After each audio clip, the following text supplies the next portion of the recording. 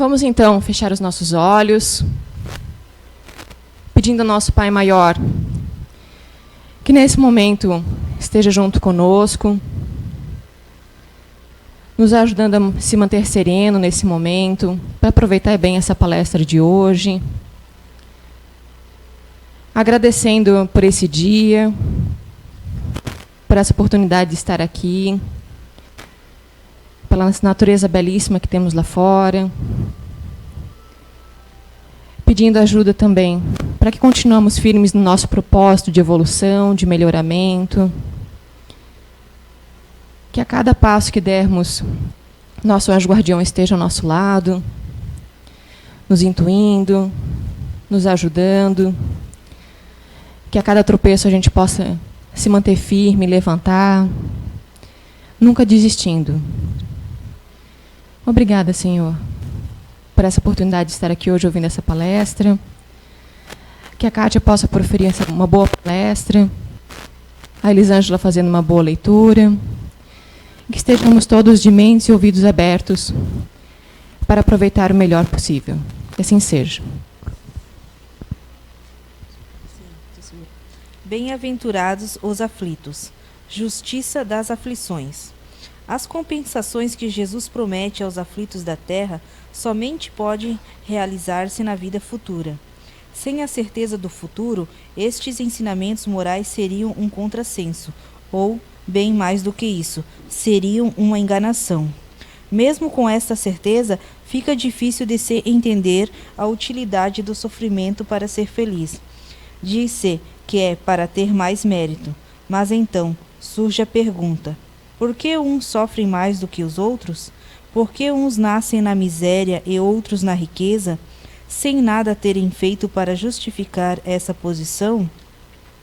Por que para uns nada dá certo, enquanto para outros tudo parece sorrir?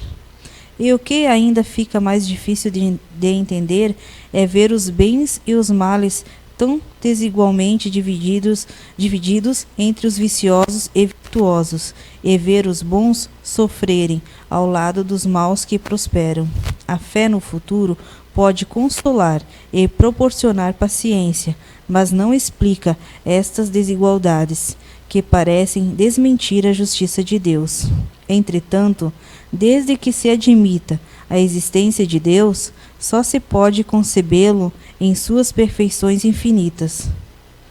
Ele deve ser todo-poderoso, todo justiça, todo bondade, sem o que não seria Deus.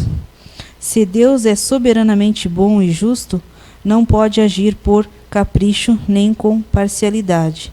As contrariedades da vida têm, pois, uma causa, e uma vez que Deus é justo, essa causa deve ser justa. Eis do que cada um deve se convencer.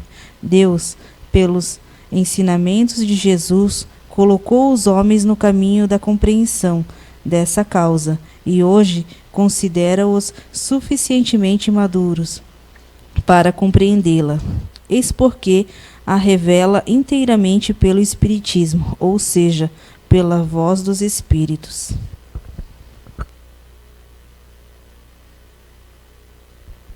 Boa noite a todos. Vou puxar um pouquinho aqui que eu vou ficar na frente.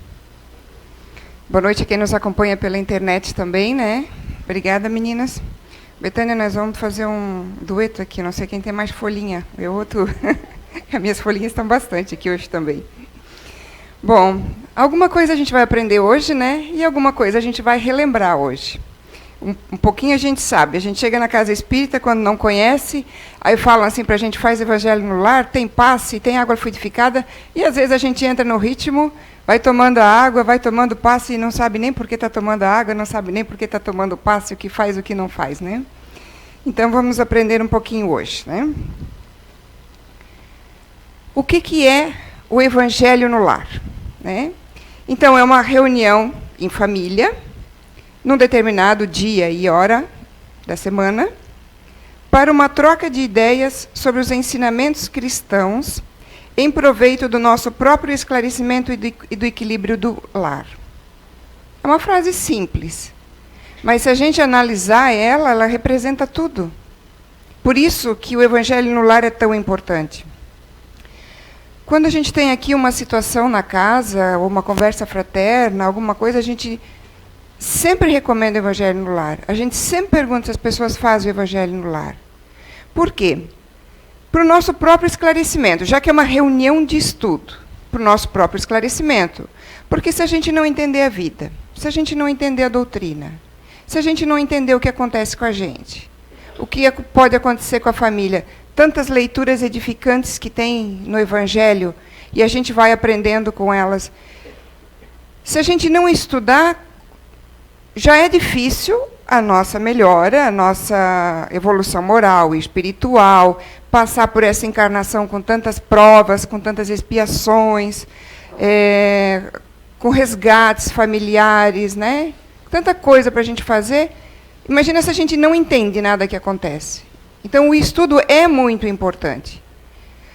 O estudo da doutrina, na verdade, qualquer religião e qualquer situação que a gente estuda é importante para o nosso esclarecimento.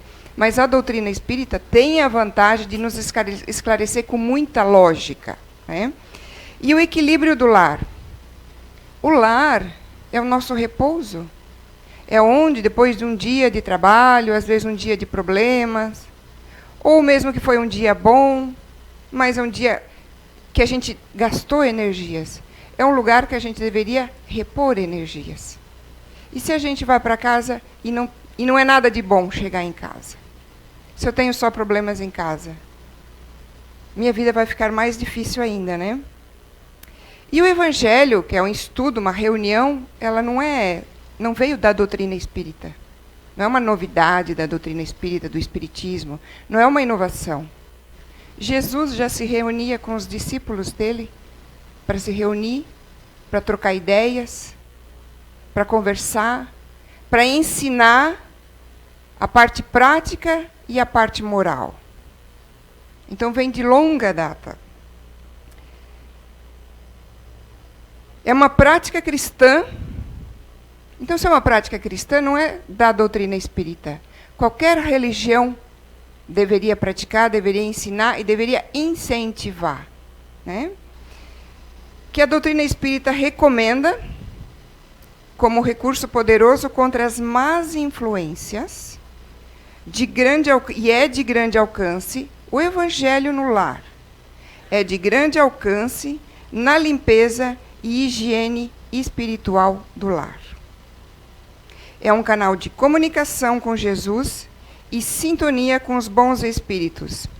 Atrai bons espíritos para a sua casa, para a sua residência, para o seu local, e afasta ou esclarece os maus espíritos ou os espíritos que estão enganados ainda. Que não necessariamente, às vezes, um espírito que pode estar nos prejudicando, ele está ali porque ele quer nos prejudicar.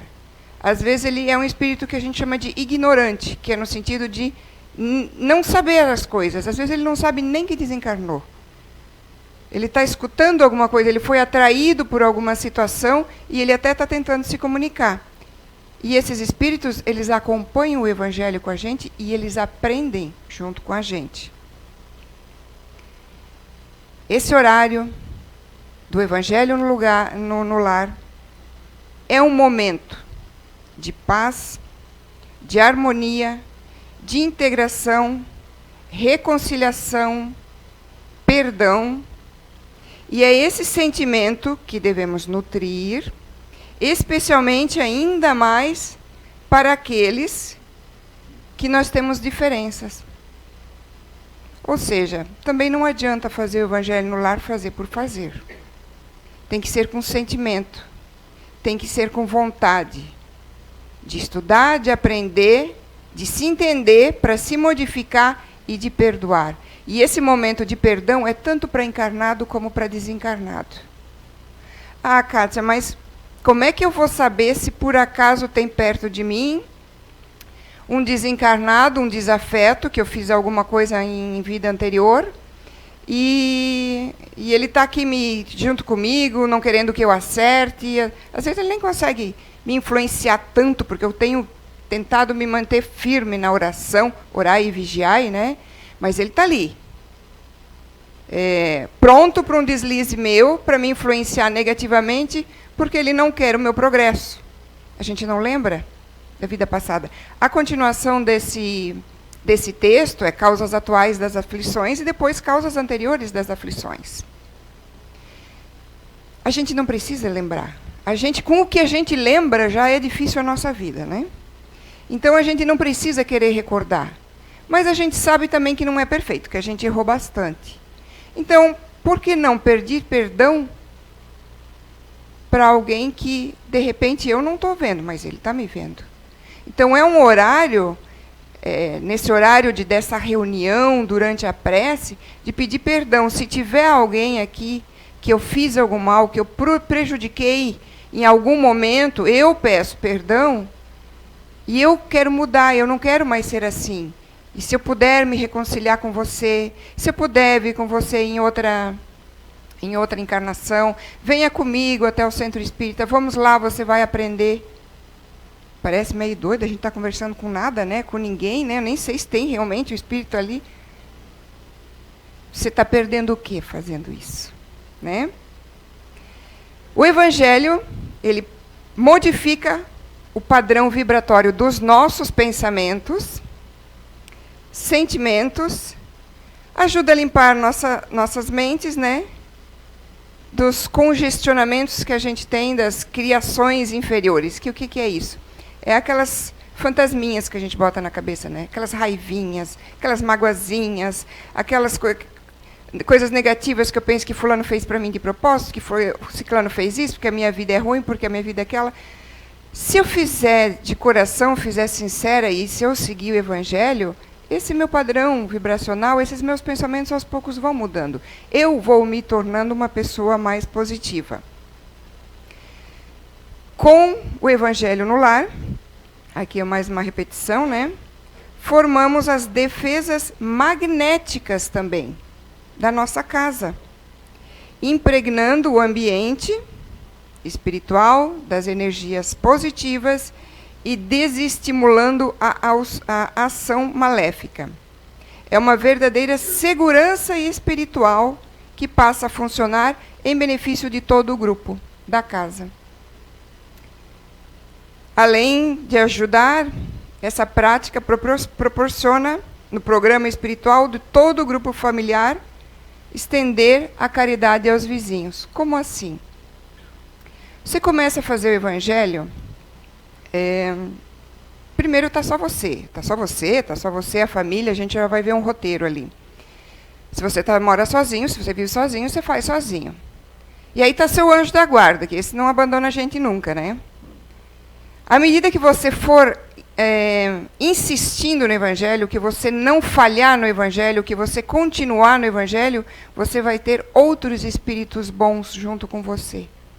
Intuindo na leitura, intuindo nas tuas intuições do que você vai fazer, de repente, ali naquela semana, porque você faz ali num dia para durar uma semana, porque na próxima semana você faz de novo. E vai irradiando, à medida que isso for sincero, que isso você fizer sempre, que não ficar falhando, que dentro disso você tenha a sua mudança moral, ou pelo menos o seu esforço de mudança moral. A gente diz que a casa ela começa a ganhar uma energia, irradia energia, e à medida que isso continua, você não está sabendo, mas você está atingindo, inclusive, os seus vizinhos.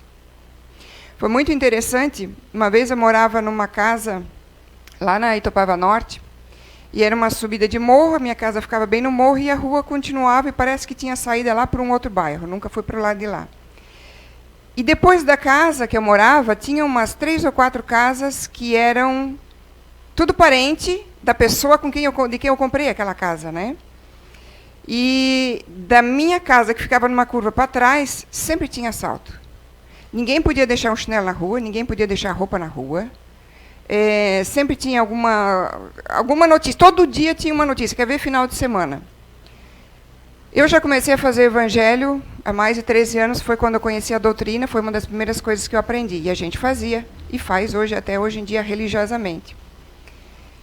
Não é descaso, mas às vezes eu sou desligada. A casa ficava em cima do morro, tinha um portão de ferro em cima e um portão de ferro embaixo. Eu já cheguei a deixar carro aberto, esqueci portão aberto.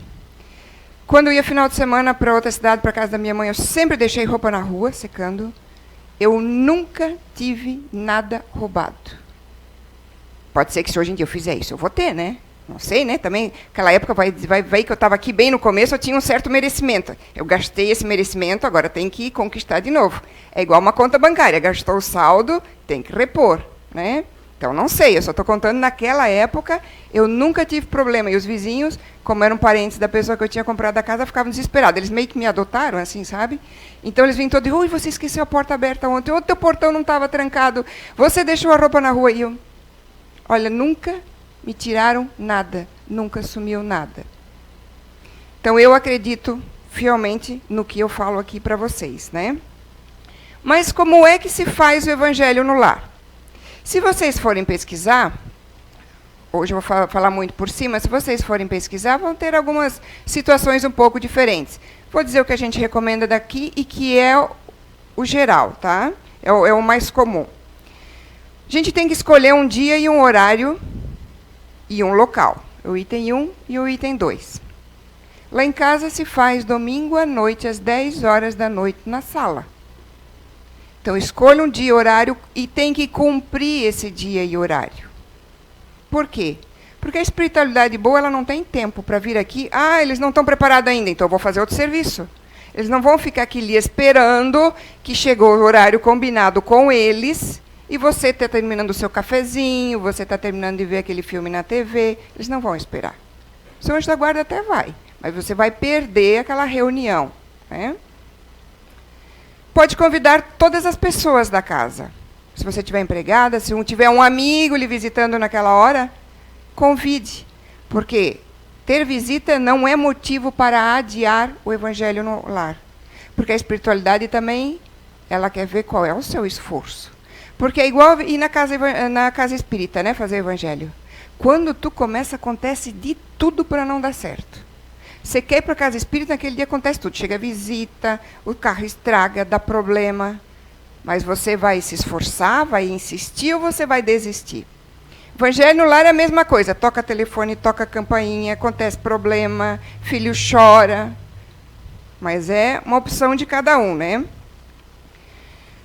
Tem alguns sites que diz que coloque uma jarra sobre a mesa para fluidificação. Na falta da jarra, coloque um copo para cada um. Como a gente vai falar de água fluidificada depois, eu lá em casa é um copo para cada um. Porque eu acredito que cada um vai estar sendo preparado naquele momento o medicamento que cada um precisa tomar. E numa jarra vai ser uma transformação, mas para todos. Então a gente coloca para cada um, no caso, né? Mas se vocês colocar uma jarra e depois dividir, tomar um copinho, que nem aquele tantinho que vocês tomam aqui, também não vai ter problema, né? Como é que se faz o evangelho, então? Desliguem todos os aparelhos primeiro, né? Desligue celular, desligue televisão. Se tocar a campainha, vai ser uma opção atender ou não. Se tocar o celular e esqueceu ligado, não atenda. Ninguém vai morrer por 15 minutos, né? Comece com uma oração. A oração pode ser uma oração que vocês conhecem. Pode ser o Pai Nosso, pode ser uma oração como a gente faz aqui, do coração, sincera, espontânea, na hora. Depois, abra o Evangelho. E aonde cair os seus olhos, você leia aquele trecho. Vocês veem que a gente não lê um trecho muito grande aqui. É mais ou menos desse tamanho o trecho. Ah, mas eu não entendi nada. Então, leia um pedacinho a mais. Ou eu peguei um trecho que não tem título. Volte atrás e veja qual é o título. Depois, vocês troquem ideias. O que você entendeu dessa mensagem? O que você entendeu disso? É uma discussão de ideias, é um estudo. Não saindo do tema, lógico. Alguém da família pode lembrar, aconteceu isso e relacionar com a leitura, tudo bem. Pode falar de coisas do dia a dia, coisas que aconteceu com você, mas não fugindo do tema. Porque não é horário de fofoca, de contar história. É horário de estudo. E de reflexão e conexão com a espiritualidade maior. Né? Depois disso, prece final, que lá em casa daí é sempre uma prece espontânea. Essa prece espontânea, aí a gente tem que cuidar para não só pedir, né? A gente agradece. Agradece pela vida, pela chuva, pelo sol, pede pelas pessoas doentes que não tem quem ore por elas nos hospitais, nos presídios. Peça pelos outros, agradeça a vida. E se você realmente estiver numa situação que precisar de alguma coisa, peça para você também daí. Mas você tem que pedir, naquela semana você tem que fazer a sua parte, porque só pedir não vai resolver nada, né? Aí eu não gosto de fazer evangelho, né? Aí tem sugestões. Vocês não precisam obrigatoriamente ficar dentro do evangelho. Uma vez me perguntaram na conversa fraterna se podia ser a Bíblia. Eu disse, pode. A pessoa não queria adquirir o evangelho, tinha a Bíblia em casa, costumava ler a Bíblia, leia a Bíblia. A Bíblia, o Novo Testamento da Bíblia é o evangelho. A diferença é que aqui a espiritualidade explica as parábolas. É mais fácil de entender, mas não tem problema. Aí até trouxe sugestões de leitura que eu achei na internet. Por exemplo, o livro Fonte Viva, Pão Nosso, de Emmanuel com Chico. Ou Agenda Cristã, ou Sinal Verde, de André Luiz com Chico. Mas são livros de mensagens morais que tragam alguma benefício para você. Não é ler livro de historinha. Não é ler romance, porque aí não é você não está focando ali com a espiritualidade. De repente, até tem um trecho no romance que dá para fazer uma discussão ali para você... eu não entendi isso aqui, como é que acontece? De repente, até é válido, né? Mas é a nossa reforma moral que a gente está buscando ali, né? Junto com o entendimento, né, da situação. Tempo da reunião. Não existe um tempo fixo. Até porque, às vezes, as discussões ficam bem interessantes, as trocas de ideias ficam bem interessantes, né? Claro que quem faz sozinho vai avaliar sozinho, vai tentar entender aquele texto sozinho, vai fazer oração sozinho. Quem faz em mais pessoas, vocês podem dividir, um faz a prece inicial, outro faz a leitura, outro faz a prece final. Na outra vez troca, quem fez a leitura faz a oração. Porque ninguém tem o poder de tudo ali. É uma reunião familiar. Mas eu tenho família, mas ninguém quer fazer. Faça sozinho. Não importa, o importante é fazer. Se você mora sozinho, você mora com outras pessoas e as outras pessoas não quiserem fazer, faça sozinho. Agora, se você mora com alguém e houve uma discussão, uma briga, e como vai começar o evangelho, é melhor você fazer as pazes e deixar de fazer o evangelho. Porque fazer o evangelho brigado, você não vai ter energia positiva nenhuma, você não vai ter ensinamento nenhum, você não vai ter aprendizado nenhum. Então, se o clima, a atmosfera em casa não estiver boa, faça as pazes, te reconcilia com os teus inimigos, porque naquele momento aquela pessoa, teu filho, teu pai, teu irmão, seja lá quem for, é teu inimigo naquele momento, te reconcilia, que é uma prece muito mais poderosa do que vocês, todo mundo emburrado, se reunir e fazer o evangelho. Não vai ter valor nenhum, não vai ter força nenhuma. Então, 1, 2, até 4 pessoas, 15 minutos, 20 no máximo. Tem site que diz que é 1 hora. Você me desculpe, aí eu discordo. E aqui não é o que a gente recomenda também. Porque se você fizer sempre, religiosamente, 15, 20 minutos, vai ter muito mais proveito que depois de 1 hora. Vocês imaginam se vocês tiverem uma criança pequena ali, 1 hora depois. Ela além de estar atrapalhando, ninguém está aprendendo mais nada. E se você estiver fazendo de criança, estiver brincando ali, deixa ela brincando, ela está pegando aquela energia. Né? Se você tiver uma criança que já souber ler, deixa ela ler pelo menos uma frase, incentive ela a participar já desse grupo, a fazer o evangelho junto. Muito importante, o que o evangelho do lar não é? Não é um ritual, então não precisa botar toalhinha, não precisa trocar de roupa, não precisa botar enfeite na casa, não precisa fazer sinais gestuais, qualquer outra coisa. É uma coisa espontânea e de coração. A única coisa que se poderia considerar que, vamos dizer, é um ritual, então é assim, mesmo dia, mesmo horário e mesmo local, sempre. Que a espiritualidade conta com esse compromisso, é um compromisso que vocês estão firmando com eles. Né? eu faço no mesmo local, sala. O meu costume, vou dizer o que eu faço. Quando eu preciso mudar o horário, porque não está mais coincidindo lá em casa, ou vou mudar o local, hoje eu converso com a espiritualidade e eu digo, semana que vem nós vamos mudar para tal horário e vamos fazer em tal local. Inclusive, às vezes a gente está com um probleminha mais sério em casa. Tem um filho, por exemplo, que não está conseguindo dormir, está com medo, faça o evangelho lá no quarto dele, então, daquela pessoa. Mas, senão, o normal é a sala mesmo, né? Quem faz sozinho, às vezes, e o resto da família não quer fazer, acaba fazendo daí no seu próprio quarto, né? Porque daí a família não quer fazer e está lá assistindo TV. Você precisa se concentrar também, né? Então, faça sozinho no seu quarto, né? O evangelho também não é uma reunião mediúnica, então não é local de receber espíritos. Você pode até mentalmente, porque se você está sozinho também não vai ficar falando em voz alta, né? Tudo que você faz é mental, porque é o mental que funciona, né? Então, mesmo que você converse com um espírito que você pode achar que está ali ou não, mas se alguém tem alguma sensibilidade, já nem digo mediunidade, porque se tiver uma mediunidade ostensiva, já deveria estar estudando, não trabalhando. Ninguém é obrigado a trabalhar, mas estudando na casa espírita, né? Mas, assim, se você sentir alguma coisa, já começa a conversar. Aqui não é hora, não quer local. Quer vir comigo? Vamos lá no centro espírita. Claro, não precisa falar assim, né? Convide ele para vir com você. Vamos lá junto comigo, né? A maioria dos médiuns hoje em dia tem mediunidade consciente. Então, realmente, estudando a doutrina espírita, você é mais forte que o espírito, você consegue evitar.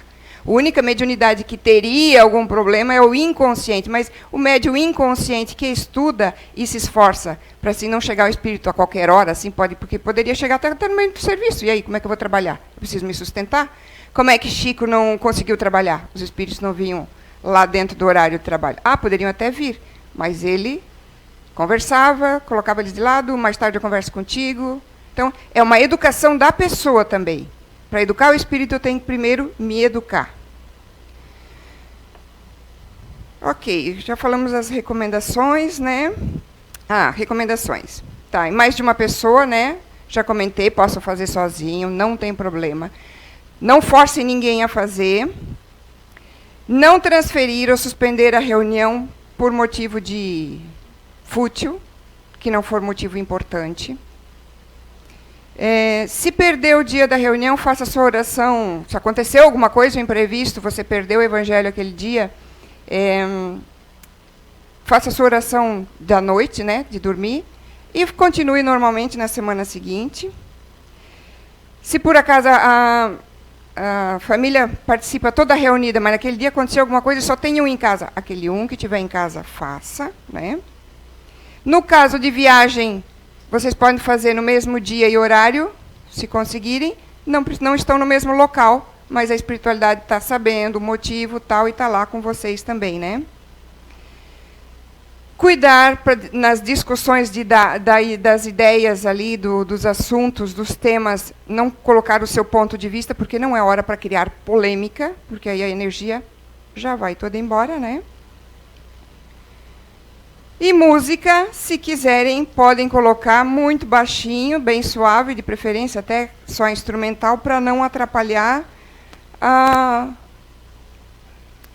as conversas e a própria oração, né? Então, assim, mais ou menos nessa foto aqui representa o que a gente não vê. Mas vocês podem ler nos livros que a espiritualidade, inclusive na coleção Nosso Lar do André Luiz, mostra que fala das casas, iluminada, essa está escura, essa está iluminada, à noite, quando eles vão lá, porque aqui dentro é um recanto de oração. Então, as casas onde o recanto de oração, elas são vistas pela espiritualidade desta forma, né?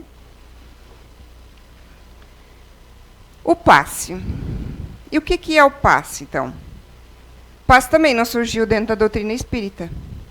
Jesus já dava passe com o que a gente chama de imposição de mãos, né? Muitas casas espíritas usam imposição de mãos, a gente também usa, principalmente no passe coletivo a gente usa, mas quando a gente consegue, né, porque a maioria dos dias dá passe individual, a gente procura trabalhar todos os chakras, então a gente faz outros movimentos também. Esses movimentos não são aleatórios, eles têm um porquê, e aí só estudando, né, os passes mesmos, quais são, para que serve, para que não serve, para vocês entenderem, né? E o que é o passe? Nas palavras de Emmanuel, nós temos duas definições, né? Ele considera um equilibrante ideal da mente, um apoio eficaz de todos os tratamentos, e compara a ação do passe ao antibiótico e à asepsia que servem ao corpo, frustrando instalação de doenças, né? Assim como o antibiótico faz esse trabalho no corpo orgânico, o passe faria no corpo espiritual. Mais uma parte de um outro livro de Emmanuel, né, com Chico. Como a transfusão de sangue representa uma renovação das forças físicas, o passe é uma transfusão de energias psíquicas, com a diferença de que os recursos orgânicos são limitados. E o reservatório do espiritual ele é ilimitado, né, dos elementos psíquicos. Mais uma definição, né? A aplicação do passe. Por que eu tomo passe, então, né? Tem por finalidade auxiliar a recuperação, né, na harmonização, que a gente está desarmonizado, né? Nas nossas desarmonias físicas e psíquicas, no corpo físico, no corpo espiritual, substituindo os fluidos deletérios, né, os negativos, os pesados, os carregados, que a gente chega aqui carregado, pesado, cansado, né? Troca por fluidos benéficos, então às vezes a gente sai bem, equilibra o funcionamento das células e os tecidos lesados, aí também é passe já de tratamento específicos, né, que são usados. Promove a harmonização do funcionamento de estruturas neurológicas, que garante um estado de lucidez mental e intelectual do indivíduo. A gente trabalha, sim, muito o mental das pessoas. Porque, às vezes, quando eu começo numa monoideia, posso chegar a um ponto que eu chego meio à loucura. Eu não vejo mais uma saída, eu não vejo mais... Aí eu chego até no suicídio, né? Porque eu não vejo mais uma saída, eu não vejo mais uma luz, eu não vejo uma resposta. Então, a gente trabalha, sim, o passe muito a questão mental. A gente trabalha os 7 principais chakras. Se for estudar, existem mais outros, todas, né? Mas a gente procura, no nosso passe aqui, que também não é um passe que pode ficar ali 1 hora, né? Porque passe também não há necessidade de tempo. É conexão que a gente vai ver. Só passando aqui rapidinho... Os passes, a gente diz que são 3 tipos, tá? O magnético, o espiritual e o humano espiritual. O magnético seria quando a própria pessoa, a energia, os fluidos, vêm do ser humano. Então, do passista, que está lá na frente de vocês, né? Que seria esse primeiro aqui. Então, o símbolo aqui de estaria saindo, as energias, né? Está lá aqueles risquinhos ali na mãozinha dele. Então, os fluidos estariam indo desta maneira. Vem só da parte do passista. Os espirituais, que são esse aqui, o passista está ali, está em oração, está em vibração, está mandando energias. Mas o que está chegando mesmo na pessoa que está recebendo são energias espirituais que provavelmente, por algum motivo, que aí são vários motivos, ela está precisando disso. Mas o que a gente estuda e conhece que diz que quase 100% dos passes são assim. Se for só assim, você pode tomar sozinho em casa. Porque quando você está em oração, você está recebendo um passe espiritual. Quando você está em oração, quando você está em conexão, quando você está fazendo evangelho no lar, você está recebendo um passe com fluido espiritual, se você está conectado. Você pode dar um alto passe no banho, em oração, que diz que a água limpa, né? Então, quando eu venho procurar o passe, mesmo que nós tenhamos magnetizadores na casa, ainda assim a gente conta com os fluidos espirituais. Que muitas vezes os fluidos espirituais eles também não conseguem chegar diretamente na pessoa, porque o corpo humano é muito pesado e os fluidos espirituais são muito sutis. Já como a gente precisa do perispírito para fazer essa conexão, então, o passista está ali também para fazer essa conexão, né? O passe, usualmente, ele é feito com as mãos, né? Quem abriu os olhinhos assim já viu a gente mexendo as mãos ali dentro, né? Da salinha, né? Mas também pode ser feito pelo olhar, pelo sopro, aí são tipos de passe, e para questões específicas. Passe de sopro, por exemplo, a gente só faz em tratamento, né? E não é todo passista que faz. Passe pode ser à distância por intermédio das irradiações mentais, que é o que a gente faz com os nomes que vocês colocam ali naqueles livros e com os nomes que vocês colocam no livro de vibrações no site. A gente faz passe à distância para essas pessoas. E mais algumas pessoas que às vezes a gente tem, que a gente ajuda em tratamento de câncer, doenças, e são de outras cidades, de outros lugares. Então, no determinado dia e horário, a gente faz orações para elas, e elas estão lá naquele dia e horário, deitadas, em conexão, em oração, mentalizando positivo. A gente está fazendo aqui e elas estão fazendo lá. O ser humano precisa do gestual, por isso que a gente usa as mãos, mas não precisa usar as mãos, porque o passe é dado com o pensamento. Então, tanto o passista quanto o receptor têm que estar conectados. Se você faz... Quantas vezes isso já aconteceu? Vai num hospital, você conhece a pessoa, ela precisaria de um passe, e ela frequenta a casa, mas a família não quer passe. É de outra religião, alguma coisa. Você quietinha, olhando para ela, você pode fazer todo o passe nem sem se mexer, porque o passe vem daqui, ó. O gestual é só para o ser humano aqui, ainda não se perder nas contas que tem que pagar, dar uma viajada, dar uma passeada no mental, porque tem que estar naquele momento, tem que estar conectado. Por isso que o passe também não é longo, porque ninguém vai ficar 5 minutos, é muita coisa. 5 minutos conectado ali com a pessoa. Né, e que já é suficiente, né? A transmissão e a recepção do passe guarda relação com o poder da vontade de quem doa as energias benéficas e de quem as recebe. A gente toma muito cuidado com essa questão aqui na nossa casa. Tanto que quem já entrou aqui e é trabalhador ou foi, sabe que a gente cobra muito. Passista que não come carne no dia que vai dar passe. Vocês têm que ter peninha da gente, hein? A gente não come carne, a gente não come feijão, a gente não come comida pesada, porque trabalha os nossos chakras também.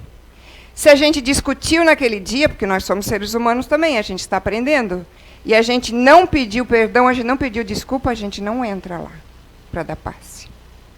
É uma cobrança que nós temos.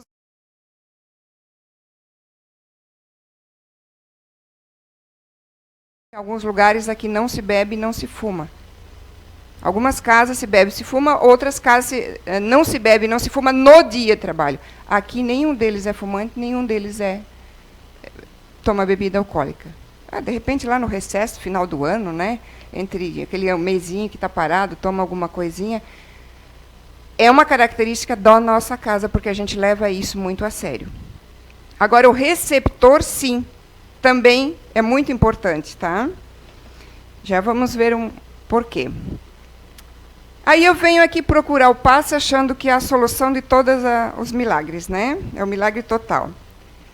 A cura verdadeira das doenças está relacionada ao processo de reajuste do espírito, meu reajuste, que pode extrapolar o limite de tempo de uma reencarnação, sendo o passe apenas um instrumento de auxílio. Por isso que a gente encontra pessoas que tomam passe, fazem passe tratamento, fazem tudo, e ainda assim a doença não vai embora e desencarna. Porque é um resgate que precisa ser passado. Alguns casos, cada caso é um caso, alguns casos tem melhora momentânea que eu digo assim, claro, com o esforço dela, com o merecimento dela, com o passe, com tudo junto, pode viver 2, 3, 4, 5, 10 anos a mais, mas no final faz o resgate. Ah, não, a mudança foi tanta e o resgate foi num nível assim que não precisava ser tanto, conseguiu passar aquela encarnação sem ter aquela doença que estava ali, programadinha no gene. Vai da minha conduta, vai do como eu ajo, né, no meu dia a dia. E aí, receptores, senhores, vocês, sentadinhos aí, se vocês querem ganhar o passe também, tem que ter a receptividade de vocês. Não adianta entrar naquela sala pensando no que brigado com alguém, pensando, é que fulano hoje me fez isso, não sei o que, ele me paga, não sei o que.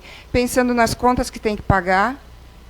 Você tá só, desculpa, mas você só está tirando a vez de alguém lá dentro, porque você não vai receber o passe, vai acontecer isso aqui, ó.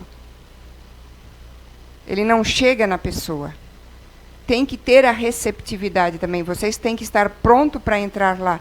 E não é por nada que a gente pede tanto o silêncio. Porque se vocês não ficam em silêncio, começam a conversar de coisa, parem um pouquinho para pensar. Vocês começam a conversar uma coisinha. Isso acontece comigo também, tá? Quando tu vê, tu já está fazendo uma conversinha meio longa sobre um assunto que já ficou meio pesado, já ficou, às vezes, até com um sentimento de raivinha de uma coisa que a pessoa me contou. Cadê a minha conexão? Foi embora. Cadê a minha concentração? Foi embora. Por isso que a gente pede para vocês ficarem concentrados antes de entrar no passe. Não é porque a gente quer, acha bonitinho, ou a gente não gosta que vocês conversem. Tudo tem um motivo, tudo tem uma lógica. Então, tomar passe é a mesma coisa que tomar um remédio. Eu estou com pressão alta. O médico me dá um remédio e controla a minha pressão. Ok, só que a minha pressão alta é do alimento que eu como e da falta de atividade minha. Eu continuo não fazendo o exercício e eu continuo comendo as mesmas comidas. Ou seja, a pressão alta vai estar sempre ali e o remédio vai fazer efeito por um determinado tempo, depois eu tenho que trocar, depois eu tenho que aumentar. Não é assim? O passe também não vai fazer efeito para aquela situação se eu continuar errando sempre a mesma coisa. Ou seja, passe não é milagroso. Se eu não mudar meus pensamentos, se eu não mudar a minha conduta, se eu não mudar meu jeito de ser, passe não vai fazer efeito. E aí, só um servicinho de utilidade pública agora. Às vezes as pessoas perguntam, como é que eu fico? Cruzo o braço, não cruzo o braço, faço assim, faço assim. Faça como você quiser. A gente entende que quem fica com os braços soltos e a perna solta e não cruzada está mais relaxado. Se você estiver relaxado de perna cruzada, fique à vontade. Não existe ritual. Só que como o braço cruzado e perna cruzada segura até a própria circulação sanguínea, quem sabe segura também a circulação fluídica. Então, quanto mais relaxado você estiver e mais conectado com a espiritualidade, melhor. Durabilidade do passe. 1 semana. Agora, lógico, se você tomar o passe ali, chegar ali na rua e discutir com a primeira pessoa, o passe foi embora. É o esforço de cada um. E não adianta vir no próximo dia, porque tem durabilidade de 1 semana, eu tomei domingo, mas obriguei, vou tomar na quarta de novo. Se você não está fazendo a sua reforma, o que vai acontecer é isto aqui. Passe coletivo também é passe. Então, se vocês tiverem um dia passe coletivo, é o passe da semana. Não precisa naquele outro dia, que foi na quarta, que foi no domingo, tomar passe de novo. Às vezes, o passe coletivo até vai fazer mais efeito. Porque se você está lá 1 minuto e você não se conectou, você não ganhou passe. Se você está aqui prestando atenção na palestra, enquanto vocês estão aqui, vocês já estão sendo ajudados. A espiritualidade já está trabalhando a favor, já fez tudo o que cada um precisava. O anjo da guarda já está tentando intuir vocês de tudo o que vocês precisam para a semana. Tá? Finalizando, igual o Evangelho no Lar, passe não é o momento adequado para as manifestações mediúnicas, não é o local correto. Se tiver um passista que seja médium, não é o local. Na nossa casa não acontece, porque nós estudamos muito. Aqui não se entra como voluntário e vai para dar passe. Aqui se estuda muito, se começa num trabalho, se começa no outro, para depois chegar lá. Agora, o receptor, quem está tomando passe também não é local. Estudar, se educar. Quando acontece, que é muito raro na nossa casa, a gente não dá mais passe. Começou a manifestação, a gente não dá mais passe. Vou dar passe em quem? No espírito ou vou dar passe na pessoa? Vou dar um passe que ajuda a incorporar? Não, a gente não dá mais passe. Então, se você quer passe, não pode incorporar. Quando a gente consegue, a gente conversa no ouvidinho da pessoa para não atrapalhar o passe. Olha, aqui não é lugar e coisa. Em último caso, a gente tem que tirar da sala, porque é local de passe, não é local de incorporação. Né? Local de passe é local de passe. Sobre a água fluidificada, estou correndo um pouco, meu tempo está indo. Tem bastante coisa, vocês podem pesquisar na internet, tá? Tem muita coisa sobre esses 3 assuntos, tem muito para a gente aprender. Emmanuel já disse que a água é um dos corpos mais simples e receptivos da Terra. Receptivos. Fácil de trabalhar com ele. Acho que quase todo mundo já ouviu falar daquele japonês Masaru Emoto, que fez experiências com água, né? Ele colocava água ao som de músicas, de palavras, né, dizendo palavras, de imagens passando ali naquele copo d'água, congelava aquela água e com microscópio, fotografava, né, com microscópio ele analisava. Então, só para a gente ter uma ideia de como a água é alterável. Por isso que quando vocês levam a aguinha fluidificada, não é para tomar, porque eu estou tomando água com sede. Isso vocês podem tomar outro tipo de água. Ela sempre vai alterada. As moléculas d'água que vocês levam para vocês saem alteradas daqui. E aquela água que vocês colocam para fazer o evangelho no lar também sai alterada no final. Então, assim, aqui, uma molécula de água em seu nascimento, ou seja, na saída da nascente. Uma água limpa. Congelada, olhada no microscópio, como ela é bonita. Aqui é a molécula de água de um rio já poluído. Tem várias fotos na internet. Só trouxe isso para mostrar para vocês como é possível essa alteração. Uma molécula de água que escutou palavras de ódio e uma molécula de água que escutou palavras de amor. Uma molécula de água que escutou palavras positivas e outra que escutou palavras positivas. Isso é... Oi? Negativas. Falei o quê? Negativas. Pela fotinho dá para ver, né? Então, por aqui a gente já pode ter uma ideia de como há essa transformação. Vocês colocam a aguinha ali, a gente leva para lá, a espiritualidade começa a manusear, a gente faz uma oração final, pedindo pela transformação daquelas águas, que cada água de vocês tenha dentro dela o que vocês estejam precisando, física, mentalmente, espiritualmente. Depois vocês levam para casa e tomem ela em oração, tanto de um copinho. Bezerra de Menezes, né, já disse que a água, em face da sua constituição molecular, é o elemento que absorve e conduz a bioenergia que lhe é ministrada. Quando magnetizada, que é o que acontece durante o Evangelho, que é o que acontece ali, quando vocês deixam ali, e ingerida, produz efeitos orgânicos compatíveis com o fluido de que se faz portadora. Os fluidos que cada um de nós necessita. Quem é que já não tomou água aqui e não sentiu um gosto diferente? Às vezes ela parece amarga. Normalmente, quando eu tomo, ela tem gosto normal. Mas já aconteceu uns anos atrás, de eu tomar umas 2 vezes seguidas, ela estava com gosto amargo. E era a minha água. E a espiritualidade faz com que vocês peguem o copinho que é de vocês lá embaixo. Assim como, às vezes, uma pequena confusão na fila aqui, porque vocês vão lá dentro cair com o passista que vocês estão precisando, aquele tipo de energia, aquele tipo de mental daquele passista que vocês estão precisando, o copinho é a mesma coisa. Olha só o trabalho que a espiritualidade tem para a gente, né? Com a gente, para botar a gente ali na linha, né? Vamos fazer uma conclusão, então. No processo de fluidificação da água, ocorrem alterações das características físicas da água, ajustando-se para um melhor efeito de cada um. Por isso que a gente diz também, quando vocês colocarem água lá na frente para fluidificar, e você tiver mais pessoas na família, coloque um para cada um, com o seu nominho, porque está preparado para aquela pessoa o que ela está precisando naquela semana. Na semana seguinte, ela pode estar precisando de outra coisa. Na semana seguinte, ela pode estar precisando da energia de outro passista lá dentro. Para cada paciente, o fluido medicamentoso será específico. Era o que eu estava falando, né?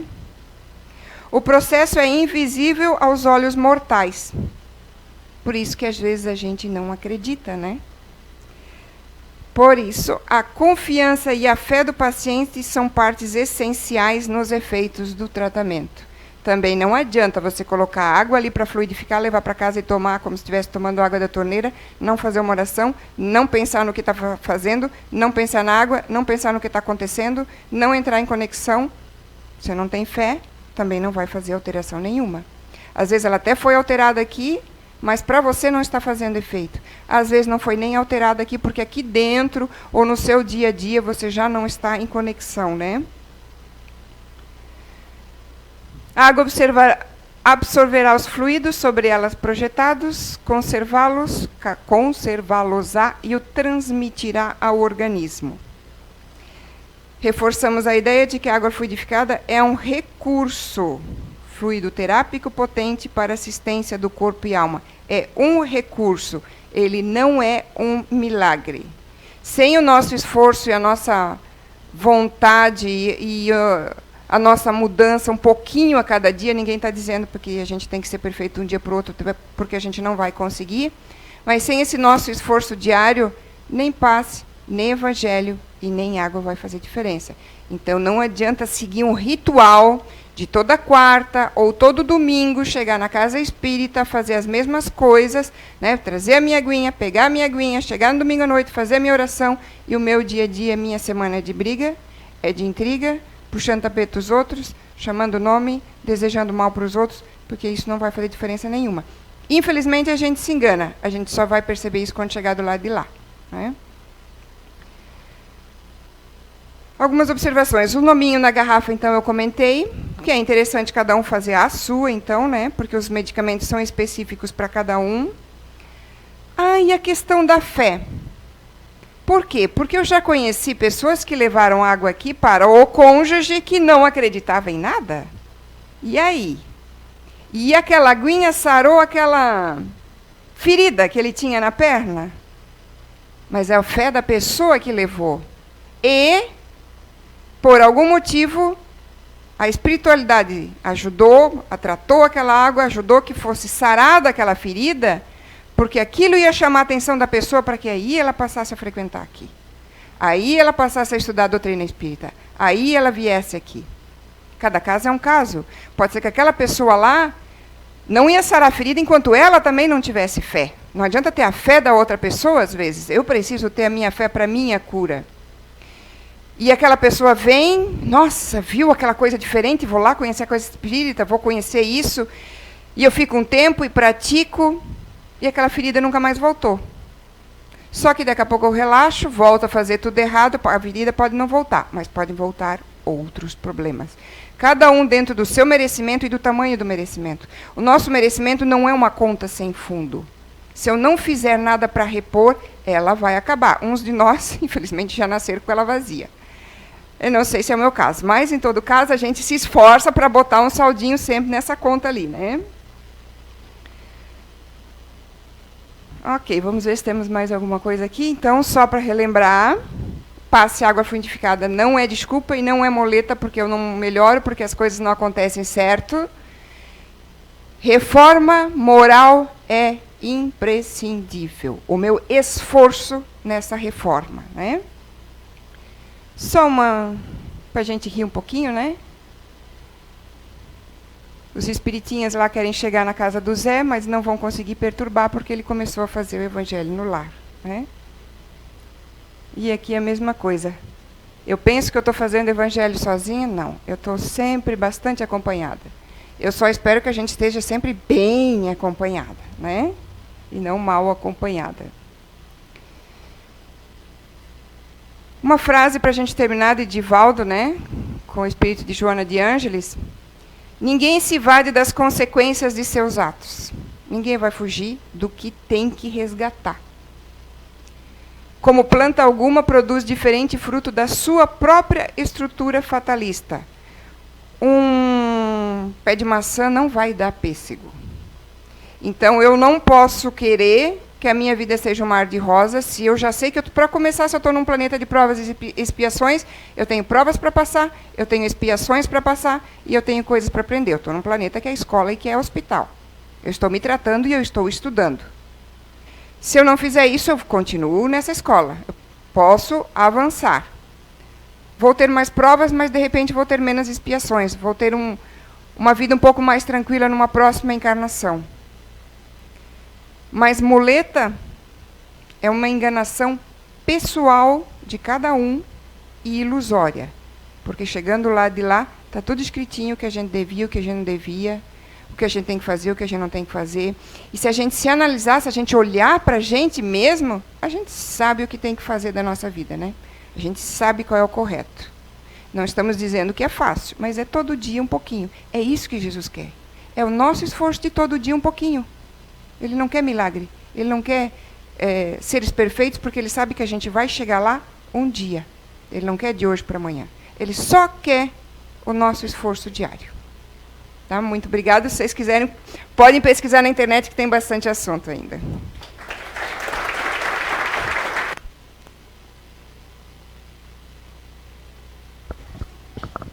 Muito obrigada, Kátia, pela super esclarecedora palestra, né? Sempre temos algo a aprender aí, hoje não foi diferente. Antes de nos prepararmos para a segunda etapa dos trabalhos de hoje, que é o passe, tem mais 2 recadinhos aqui que eu preciso dar, um que eu esqueci antes. Nossa casa fez umas modificações aqui e agora todos vocês entram na sala de passe com os seus pertences, que antes eram deixados no cabideiro ali. Então a gente pede para que quando vocês entrarem na sala do passe, estejam com os celulares desligados, porque imagina, né? Tá todo mundo lá concentrado para o passe, de repente toca o celular ou fica aparecendo a luzinha, ele acaba desconcentrando e atrapalha um pouquinho o processo. Então quando entrarem lá, estejam com os celulares desligados, por favor, tá? E um outro recadinho é que no domingo agora teremos a palestra com o Zé aqui na casa. O tema da palestra é Destino e Livre-Arbítrio. E ele estará disponível também depois da palestra para autografar o livro que ele lançou agora no Fore Blue, Quem Sou Eu e Quem é Você. Então, uma oportunidade de estar junto com ele para pegar o seu autógrafo no domingo, ok? Não deixem de comparecer. Então, vamos agora continuar nossos trabalhos, nos preparando para o passe, né, mantendo a mente serena e ouvindo, então, a oração da Kátia. Pai amado, espíritos amigos, anjos guardiões, que possamos nos olhar verdadeiramente, analisar onde erramos, onde temos que acertar mais, onde temos que perdoar e nos perdoarmos também. Para podermos fazer a nossa evolução, para poder nos melhorarmos, temos que reconhecer nossos erros, sem viver na culpa, sem viver na vitimização, seguindo em frente, aprendendo com os nossos erros, amadurecendo e seguindo o caminho do amor, da paz, da humildade e da fraternidade que deixastes para nós tão bem explicado, que após esses 2000 anos, parece que ainda temos tanto a aprender. Com nosso orgulho, com nosso egoísmo, deixamos de olhar para nós, deixamos de olhar para o nosso irmão, vivemos uma vida corrida, sem analisar, tendo a certeza de que chegaremos do lado de lá um dia e não estamos nos preparando verdadeiramente para essa viagem. Que possamos aplicar todos os dias um pouquinho os ensinamentos aprendidos, nos esforçando, caindo sim, mas levantando de novo, contando com a tua ajuda, com teu amor e com teu perdão incondicional. Obrigada a toda a espiritualidade, boa e amiga desta casa. Que assim seja.